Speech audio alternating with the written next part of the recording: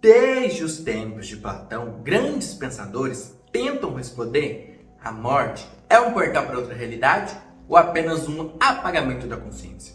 Com os avanços da neurociência e da física quântica, será que estamos mais perto de desvendar esse mistério? Se a morte não for o fim, então o que realmente acontece depois? Já exploramos visões como o Bardo Todol, o Espiritismo, o Catolicismo e o Hinduísmo. E os indígenas, mas ainda há mais mistérios a desvendar. Será que existe uma consciência eterna? Ou tudo se dissolve no desconhecido? No episódio de hoje, o final dessa série, mergulhamos nas últimas grandes tradições e teorias filosóficas sobre o que pode estar à nossa espera do outro lado. Então prepare-se para questionar tudo que você já ouviu sobre a vida após a morte. Desde a Grécia Antiga, filósofos debatem se a morte é o fim ou apenas a transformação da essência. Será que a ciência moderna pode finalmente decifrar esse enigma? Essa pergunta ecoou através dos séculos, unindo metafísica, filosofia da mente e neurociência em um único diálogo fascinante sobre o que nos define além do corpo físico. No mito da caverna de Platão, ele ilustra a alma como prisioneiro do corpo, cuja libertação depende do acesso às formas eternas, realidades imutáveis, além do mundo sensível. No Phaedon, ele argumenta que a alma é imortal por ser imaterial e pertencer ao reino das ideias, sobrevindo à morte do corpo. Para Platão, a filosofia é uma preparação para a morte, um desprendimento da ilusão material.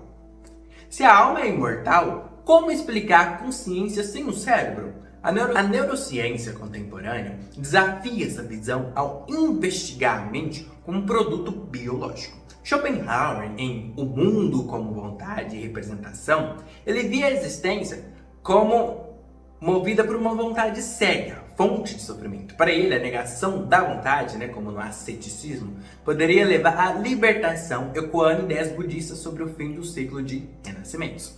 O Nietzsche, em contraste, rejeitou a busca por outros mundos. Em obras como Assim Falou Zaratustra, ele propõe o eterno retorno e a afirmação da vida terrena, ridicularizando a ideia de alma imortal como escapismo.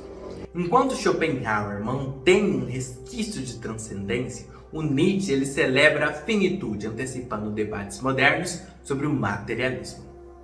Já Daniel Dennett, com a consciência explicada, e Sam Harris, com o livre-arbítrio, representam a visão científica contemporânea. Para eles, a consciência é um epifenômeno do cérebro, sem necessidade de uma alma. Experimentos com atividade neural, durante experiências de quase morte, as EQMs, ou estados meditativos, eles são analisados como processos físicos, não espirituais. Então, se tudo é material, como explicar a subjetividade de O Hard Problem de David Chalmers, A ciência ainda não resolveu esse abismo explicativo, deixando espaço para especulações filosóficas. Então a neurociência ela desmonta mitos ao mostrar que alterações no cérebro modificam a consciência, fortalecendo o materialismo. No entanto, questões sobre a essência da existência persistem. Se a alma é uma metáfora para a complexidade da mente, ou se há um eu além dos neurônios, o debate entre Platão e Nietzsche ele continua, agora em laboratórios e artigos científicos. A morte, talvez, ainda seja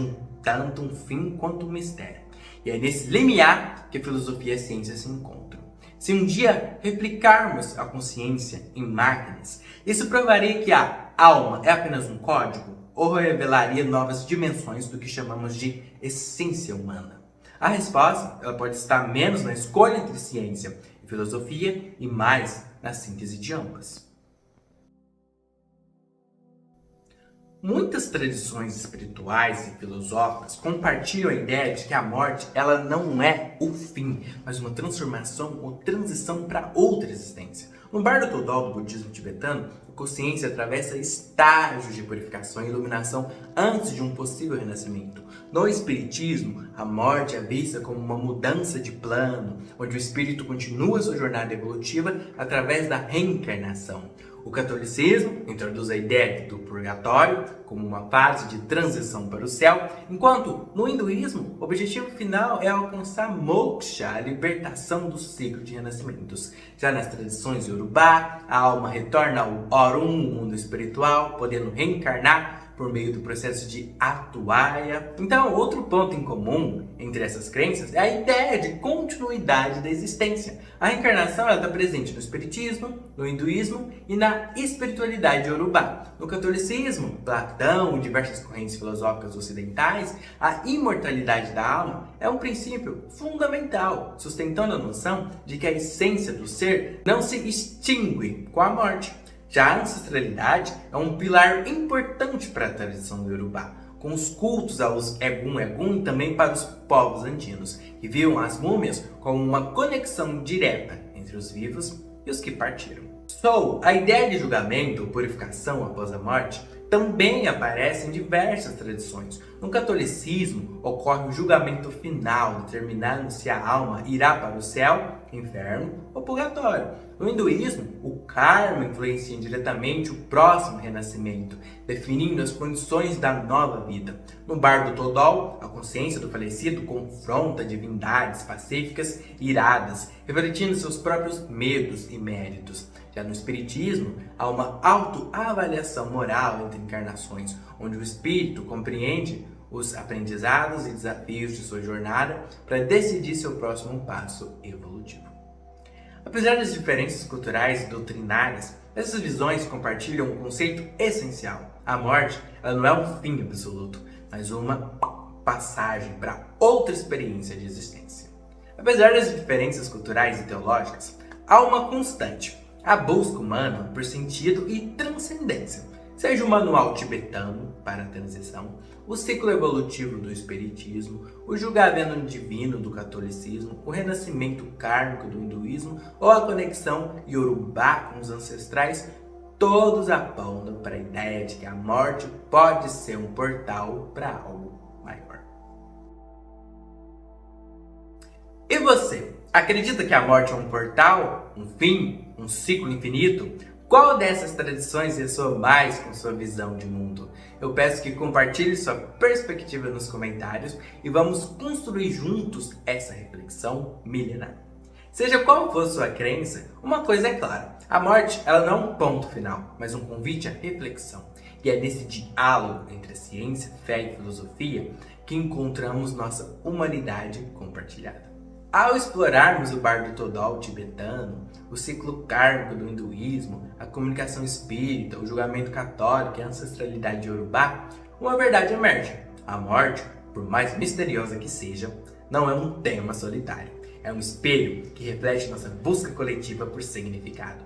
Cada tradição, com sua metáfora e ritos, nos lembra que a vida e a morte são faces da mesma moeda e que o além pode ser tanto um recomeço quanto um reencontro, uma purificação ou uma transcendência. Mas no fim das contas, o que importa não é a resposta definitiva, e sim a pergunta que nos move. O que somos, além do que vemos, seja pela fé, filosofia ou ciência, essa inquietação nos conecta às gerações passadas e futuras. Talvez a imortalidade ela não seja na alma, mas na nossa capacidade de imaginar, buscar e compartilhar histórias que dão sentido ao desconhecido. Se esse vídeo fez você refletir, compartilhe com alguém que também busca respostas. Juntos podemos manter a maioria das conversas a chama acesa. E a pergunta que não quer calar: o que nos espera além do véu da vida?